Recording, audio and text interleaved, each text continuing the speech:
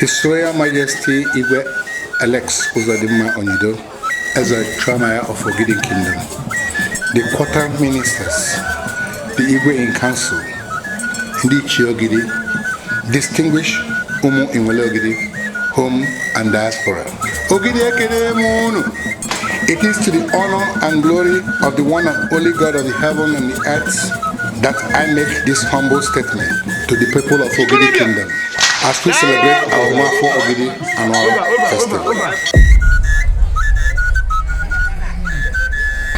Igbo bụ Igbo ekene m unu, Igbo mụrụ nze mmụọ ọzọ ndị ọma, ọkwa unu ka nje agala, unu ka nje aba, asị m nke a na-etu ya na nke onye tiri ya zaa ndị be anyị.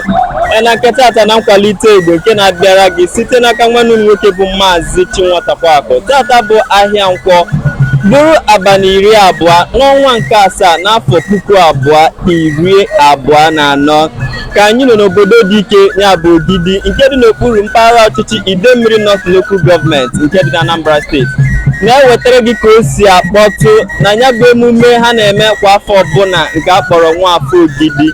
N'ezie, a sị na omenala ndị ka eji ama ha, maka na ndị Igbo tụrụ ilu si na onye kwu ebe ọ na-eje agwa ihe ọ ga-asa ma o ruo. Ndị be anyị, ọ bụrụ na unu lee anya gburugburu, unu ga-afụ ka ya bụ emume na-aga n'iru. Emume a bụ omenala ndị nna ha debere ha, nke si n'aka fere aka wee ruo ha aka. Ọ bụ ya ka a na-eme n'ụbọchị nke tata. Mana ihe pụrụ iche dị na ya bụ na ọ bụ oge a ka ndị omekome, ndị ajọ mmadụ, ndị ala dị mma, ndị si na ala Igbo ama ndị mma, ma eji eme oke mpụ dị iche iche na aghụghọ bịa sikwa n'ime ya na-enye ya bụ emume aja afa.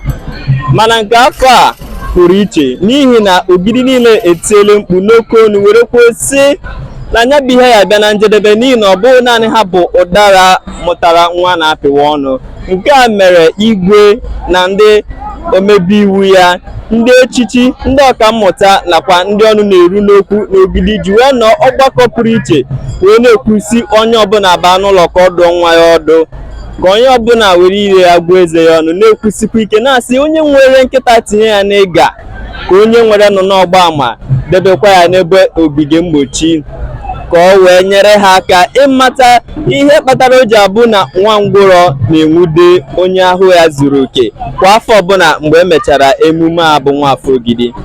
Ndị be anyị, anyị wee na-ayọ unu na-asị unu biko, ọ bụrụ na ebe Nwafọ Igbo nke ihe a na-eme na-adị mma, nkwalite Igbo na-adị mma, anyị na-asị gị biko ka ị binyere anyị aka na subscribe, ka ị wee na-enweta mkpọtụ anyị mgbe ọbụla anyị gbagotere n'ikuku.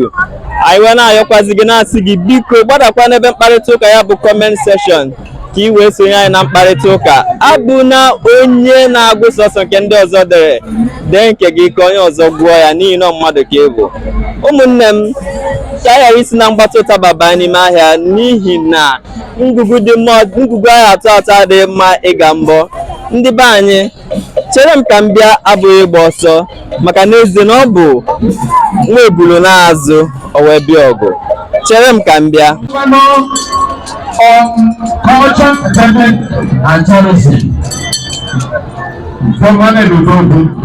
Anyị ka nọkwa n'oge nkwalite na-ewetara gị ka o si eme na Nwafọ Ogidi na nke afọ a.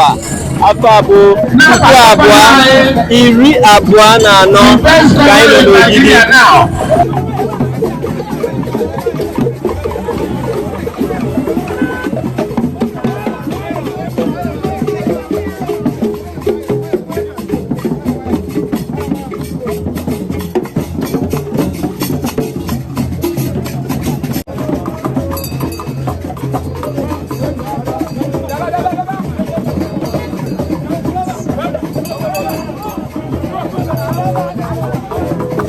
On this day, Saturday, July 20th, 2024, congratulations, Jigwe.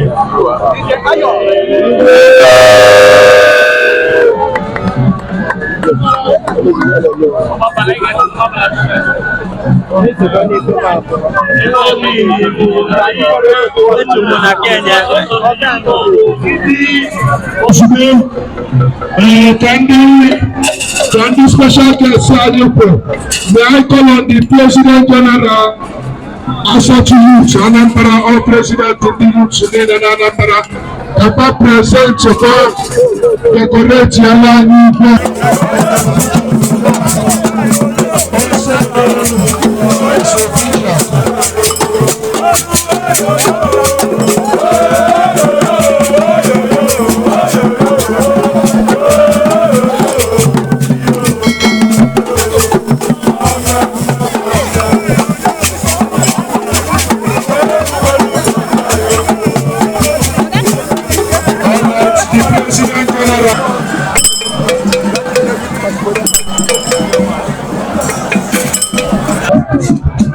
Nna m ukwu Uhuruchi ọma, biko anyị si na nkwalite Igbo ihe na-abịara gị site n'aka nwanne nwoke bụ Maazị Chinwata Kwaku. Biko anyị nwere ike ịmata gị biko? Afa m bụ Okechukwu Udechukwu, eji ọfịa afọrọ agụ wee malụ.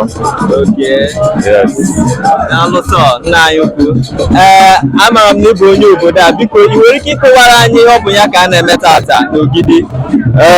Abụ m onye obodo a ma ma bụsị ha ibe nji si na ma bụsị ha na-asị na nwa di a na sokwu mụnwa bụ nwa di a n'Ogidi, ịghọtago maka mmemme a na-eme ma ndị nwa di a na ma ndị obodo so na n'ife a na-eme.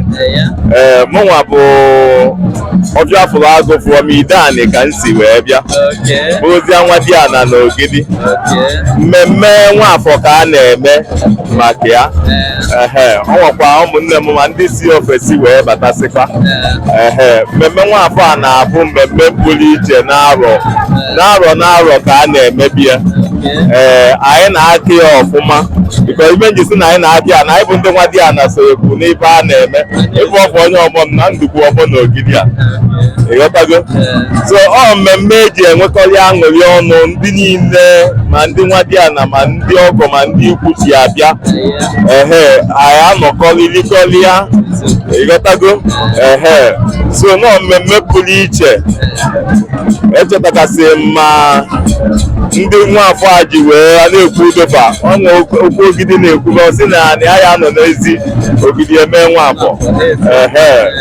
So achetabasị m ndị Ogidi niile mesị Nwafọ a o wee kwuru etu a. So mmemme a bụ mmemme pụrụ iche na Idemmili na Anambra steeti, ya bụ emebie ma ndị si US ma ndị si London na-abịasị ịbịasị anyị kwụsị ụmụnne gị na fa ndị gị na fa na-afụ na 10 years 20 years gị na fa afụkọrịsịkwa. So n'ọnya ka anyị nọ ebe afọ anyị nọ kịta bụ na town hall Ogidi, họlụ jikọrọ Ogidi niile. So wee kwue na mmụọ niile nọ n'Ogidi ya abịa. Inefe anyị ya afọ igwe anyị enyesiga m awọdụ tata ma ndị enyega ndị high chief enyega awọdụ a gosi ife imepụtago n'Ogidi. Ogidi ya asesi ma ife imepụtago wee nye gị awọdụ anwa. Ndị niile enyesi awọdụ taa merit gbadoli ya, ịghọtago. Mmemme efu ka anyị nọ, mmemme Nwafọ ka anyị nọ n'ime ya. Nna m ukwu biko, n'oge mbụ gara aga ọ na-enwe akụkọ dị iche iche anyị na-anụ gbasara Nwafọ Ogidi kpatara ndị mba ọzọ ji atụ egwu mgbe ọbụla e mere Nwafọ Ogidi ndị mmadụ a na-asị na ha enweghị ike ịbịa. Biko o nwere inwe ike ịkọwara anyị ihe obodo Ogidi megoro maka ya? Otu anyị bụ nwa di ana na iso nwere obodo na ị ga-ama mma akọwa nwe ya ọfụma.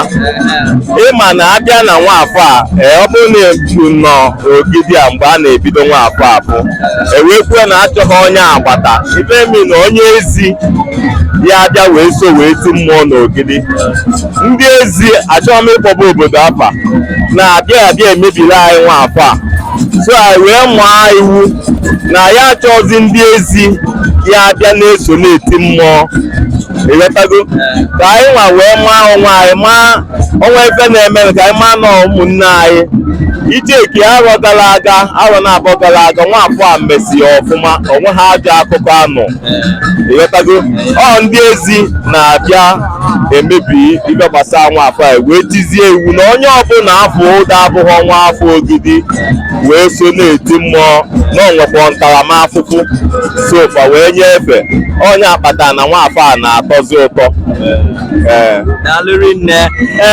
Biko o nwere ihe nwere ike ịgwa ndị mmadụ na ekelela anyị nakwa ndị Ogidi na-abatara na Nwafọ nke afọ a bụ 2024 a na-eme tata. Ka ihe nwere ike ịgwa ndị na-abatara na ndị ọzọ na-ekiri anyị? Ebe anyị agwa ndị na-abatara na nke a bụ na fami isilie ya na-asị na ọ bụrụkwa ifefa mafa anata ịghọtago. Ofu nwanne m si Ọstra wee bata maka ya mgbe mbụ pancha na-anatasị ịghọtago, mana onye ọbụla na-anataghọ nke afọ a o misi ife ọ na onyonyo ka ọ ya na-apụzi ya, mana nke a bụ na anyị nwa na ya wee na-eme na anyị nwa ya na-akọọla ife na-eme nke tata. Ọ nwekwa nke anyị na-eme mmụọ ma apịakwekwaghị o wee ga-asị ịmago m at least etu anyị dị Ogidi na-ekwu na mmụọ bịakwaghị o wee gosi na ịbịa eme Nwafọ. So na nke ahụ amaka nnọọ ọfụma anyị na-enjoy ya. Daalụ rinne. Kedụzi ihe a na-etu gị? Ọfịa Fụlagụ 1 n'Idani. Ọfịa Fụlagụ. Anyị na-asị gị daalụ rinne na nkwalite Igbo nke na-abịara gị site n'aka nwanne unu nwoke bụ Maazị Chinwatakwaakụ. Anyị na-asị unu daalụnụ. Nna anyị ukwu daalụ. Igwe abalị na-eri anyị erikwa ike ọzọ n'ara Anambra steeti eri ji ụnụ ya nọkwa ya maka na gọvanọ anyị bụ Charlie Nwambafọ ọ bụrụ na o toro n'ezu ọbịa ọya amana omenala ka anyị na-eme kpatalụ o ji buru ụzọ si na ministri ya bụ culture, entertainment and tourism.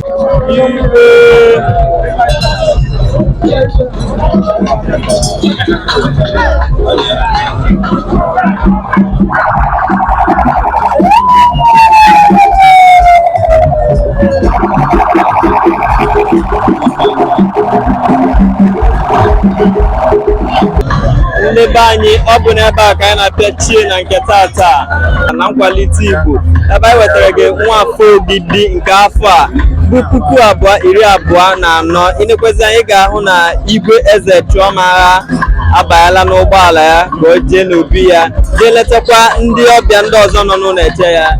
Igbo bụ Igbo, anyị ekene unu wee na-arịọkwazi unu n'ezie Nwafọ Igbo onye ọma na-adị mma. Anyị na-arịọ gị biko ka ị binyere anyị aka na sọbskraịb ka ị wee nwee ike na-enweta mkpọtụ anyị mgbe ọbụla anyị gbagotere n'ikuku, ma na-ayọkwazi gị onye ọma na-ege m ntị biko ka ị gbada n'ebe mkparịta ụka ya bụ kọment sekshọn ka ị sonye na mkparịta ụka. Abụkwana onye na-agụ sọsọ nke ndị ọzọ dere, dee nke gị ka ndị ọzọ wee gụkwa ya. Igbo bụ Igbo, ekene m unu, asị m ka ọ marụ na anyị mma.